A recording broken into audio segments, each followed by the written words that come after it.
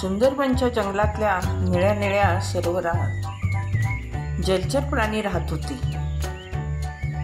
जितू बेडूक दादा, सतू बेडूक दादा, त्यांचे आजोबा डराव बेडूक दादा, नंतर इतर जलचर प्राणी, मासे, कासव दादा सगळे कसे अगदी आनंदाने राहत होते.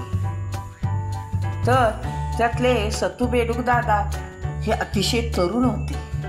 त्यांना काहीतरी करायची सारखी लहर यायची. तरुण असल्यामुळे हे करावे ते करावे, हे करून दाखव, पण त्यांचं सगळंही व्यर्थ असायचं. कारण जे अंगी गुण आहे ते दाखवण्याऐवजी अंगी नसलेली गुण दाखवण्याचं त्यांना सारखं वाटायचं. एकदा काय झालं, तळ्यातल्या त्या सरोवरात त्यांना काही वनस्पतीच्या मुळ्या सापडल्या. ते काय म्हणाले, अरे वा, ह्या मुळ्या सापडल्यात आपल्याला, आता ह्याचा आपण डोकं लढवून काहीतरी उपयोग करायचा. मग त्यांनी काय केलं, त्यांनी त्या मुळ्या घेतल्या आणि सगळ्या प्राण्यांना पक्ष्यांना सांगितलं, हे बघा, मला ह्या तळ्यात मुळ्या सापडल्या आहे. ह्या मुळ्या खूप औषधी आहेत. ह्या मुळ्या खाल्ल्या का नाही, तुम्ही कधी आजारी पडणार नाही, तुम्ही निरोगी राहाल. तुमच्या शरीरात कसले व्यंग असले तर ते निघून जाईल आणि व्यंग येणारही नाही. असे सगळ्या प्राण्यांना ते सांगायचे. सगळ्या प्राण्यांनाही खरे वाटून सगळे प्राणी पक्षी येऊन त्यांच्याकडून मुळ्या घेऊन जायचे. असे बरेच दिवस चालले होते. आपण एक चांगले वैद्यराज आहोत, आपला सल्ला अतिशय चांगला आहे आणि औषधही चांगले आहे, असे ते सगळ्या प्राण्यांना पक्ष्यांना सांगायचे. आणि यामुळे त्यांना खूप हुशारी वाटली. सगळे प्राणी पक्षी आपल्याला कोणतर मानतात, वैद्यराज म्हणतात, हे बघून तर सत्तू बेडूक दादांना खूप आनंद झाला. ते दिमाखात सरोवराच्या काठावर बसायचे आणि येण्या जाणाऱ्या पक्ष्यांना, पशूंना, प्राण्यांना मुळ्या द्यायचे. सगळे प्राणी पक्षी पण निमूटपणे मुळ्या घेऊन जायचे आणि खायचे. असे बरेच दिवस चालले होते. असे करता करता काय झाले, एकदा मोरू दादा तिथनं निघाले होते. मोरू दादांना पाहिल्यावर सत्तू बेडूक दादा काय म्हणाले, अरे अरे वा, मोरू दादा, या या या, मी तुमचीच वाट पाहत होतो. अहो, सगळे प्राणी पक्षी माझ्याकडून मुळ्या घेऊन गेले, पण तुम्हीच आला नाही. पण मला वाटते आता तुम्हाला माझ्या मुळ्यांची महती कळली असली पाहिजे आणि मी वैद्यराज आहे हेही समजले असेल, म्हणून तुम्ही आलात चिला. या या या आणि माझ्याकडून या मुळ्या घेऊन जावा.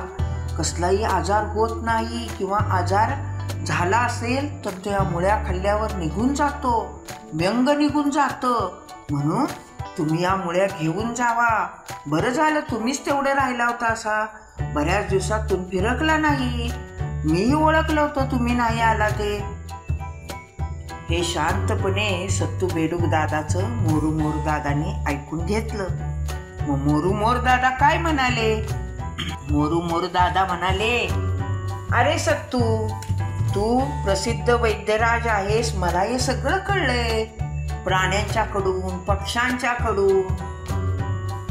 पण कसं आहे रे, मी तुझ्या मुळ्या घेतल्या असत्या, खाल्ल्या असत्या, पण कसं आहे, मला कोणताच आजार नाही, रोग नाही, काही नाही, माझ्यात व्यंगही कुठलं नाही. मी बघ कसा सशक्त आणि निरोगी आहे. पण तुझं कसं आहे, तू या मुळ्या का घेतल्या नाहीस? तेव्हा सत्तू बेडूक दादा जरा चमकले आणि आपल्या शरीराकडे बघायला लागले. मग मोरू दादा म्हणाले, अरे सत्तू, बघ, तुला मुळ्याची गरज आहे. अरे, तुमचे सगळे पाय बघ कसे बेडूक जातीचे फेंगडे आहेत, डोळे बटपटीत आहेत, बाहेर आलेले आहेत, रंग तर कसा सर्व शरीरावर मोठे मोठे डाग पडलेले आहेत. हे तुमच्या जमातीचं तुझं व्यंग आधी नाहीसं कर आणि मग इतर पक्ष्यांना, प्राण्यांना मुळ्या दे. वैद्यराज कसे पाहिजे, स्वतः निरोगी पाहिजे. मग पेशंटही त्यांच्याकडे आलेला निरोगी राहतो, सशक्त राहतो. कळलं का सत्तू?